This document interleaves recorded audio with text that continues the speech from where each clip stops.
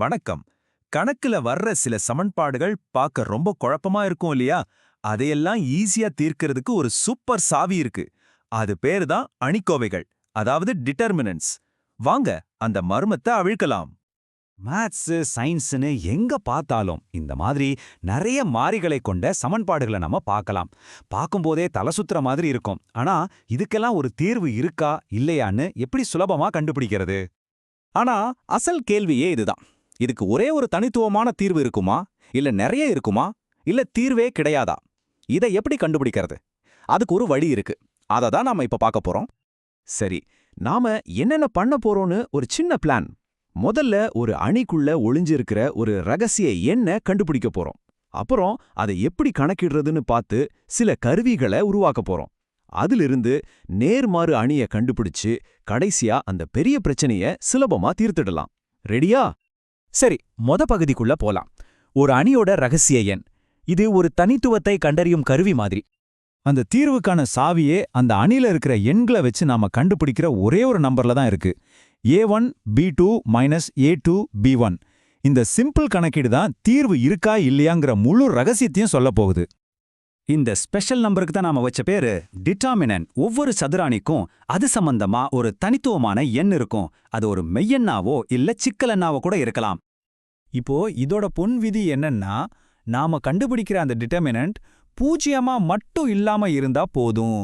கண்டிப்பா அந்த சமன்பாட்டுக்கு ஒரு தனித்துவமான தீர்வு இருக்கும். இதுதான் இதுல இருக்கிற முக்கியமான விஷயமே.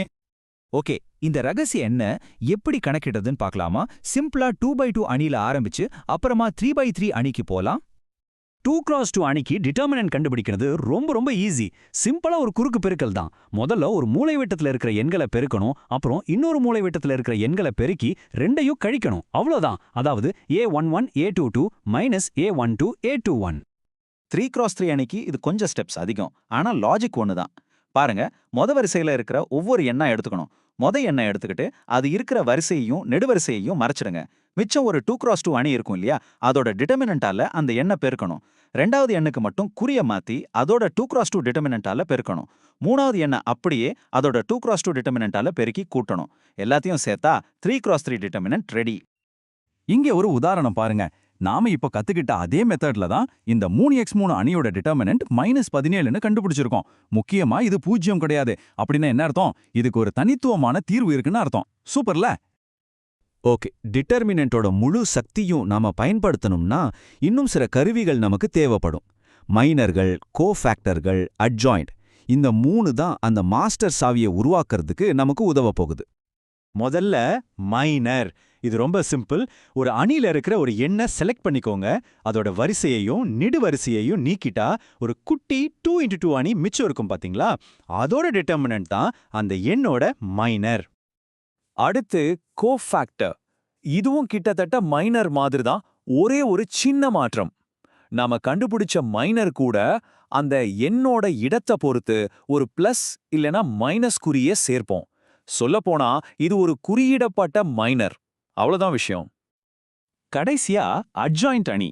இது என்னன்னா, நாம ஒவ்வொரு எண்ணுக்கும் கண்டுபிடிச்ச கோஃபேக்டர்கள் எல்லாத்தையும் சேர்த்து ஒரு புது அணியை உருவாக்குறோம். அப்புறம் அந்த அணியோட வரிசைகளை நெடுவரிசைகளாவும் நெடுவரிசைகளை வரிசைகளாவும் மாத்தினா நமக்கு கிடைக்கிறது தான் அட்ஜாயிண்ட். சரி, இப்போ நம்மகிட்ட எல்லா கருவிகளும் இருக்கு. இதையெல்லாம் ஒன்னா சேர்த்து நம்மளோட மாஸ்டர் சாவியை உருவாக்க வேண்டிய நேரம் வந்தாச்சு. அதாவது நேர்மாறு அணியை கண்டுபிடிக்க போறோம். மறுபடியும் அந்த பொன் விதியை ஞாபகப்படுத்திக்கணும். ஒரு அணிக்கு நேர்மாறு இருக்கணும்னா அதோட டிட்டர்மினன்ட் கண்டிப்பா பூஜ்யமா இருக்கக்கூடாது. பூஜ்யம் இல்லைன்னா மட்டும்தான் அடுத்த ஸ்டெப்புக்கே போக முடியும். இதோ அந்த மாஸ்டர் சாவிக்கான சூத்திரம். ஒரு அணியோட நேர்மாறுங்கிறது நாம கஷ்டப்பட்டு கண்டுபிடிச்ச அட்ஜாயிண்ட் அணிய அதோட டிட்டர்மினன்ட்டால வகுக்கிறது தான். பாத்தீங்களா, நாம செஞ்ச எல்லா வேலையும் இப்போ இங்க ஒன்னா சேருது. ஓகே, இப்போ கிளைமாக்ஸ்க்கு வந்தாச்சு. இவ்வளோ நேரம் நாம செஞ்ச வேலைக்கான பலன். நாம உருவாக்குந்த இந்த சாவியை வச்சு ஆரம்பத்துல பார்த்த அந்த பெரிய கணக்கை தீர்க்க போறோம். நம்ம கிட்ட இருக்கிற எந்த நேரியல் சமன்பாடுகளையும் AX = Bன்னு இந்த மாதிரி நீட்டா சிம்பிளா அணி வடிவத்துல எழுத முடியும்.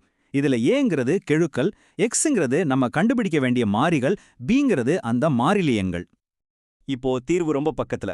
அந்த AX = B சமன்பாட்ல ரெண்டு பக்கமும் நாம கண்டுபிடிச்ச நேர்மாறு அணியால பெருக்குனா என்ன கிடைக்கும்? X = A 1B. இதுதான் அந்த புதிரை அவிழ்க்கிற இறுதி திறவுகோல். அவ்வளோதாங்க, நாம எதிர்பார்த்த தீர்வு கிடைச்சிருச்சு. இடது பக்கம் பாருங்க, நாம ஆரம்பிச்ச அந்த சிக்கலான புதிர். வலது பக்கம் பாருங்க, நம்ம மாஸ்டர் சாவியை வச்சு கண்டுபிடிச்ச சிம்பிளான தீர்வு. x=1, y=2, z=3. பாத்தீங்களா எவ்வளோ நேர்த்தியா அந்த புதிர் தீர்ந்துருச்சுன்னு? இன்னைக்கு நாம சமன்பாடுகளோட ரகசியத்தை தெரிஞ்சுக்கிட்டோம். ஆனா டிட்டர்மினன்ட்டோட சக்தி இதோட முடியல. இதுக்குள்ள ஒரு முக்கோணத்தோட பரப்பளவை கண்டுபிடிக்கிறது மாதிரி இன்னும் நிறைய வடிவியல் ரகசியங்கள் கூட ஒளிஞ்சிருக்கு. அத பத்தி ஒருவேளை இன்னொரு நாள் பார்க்கலாம்.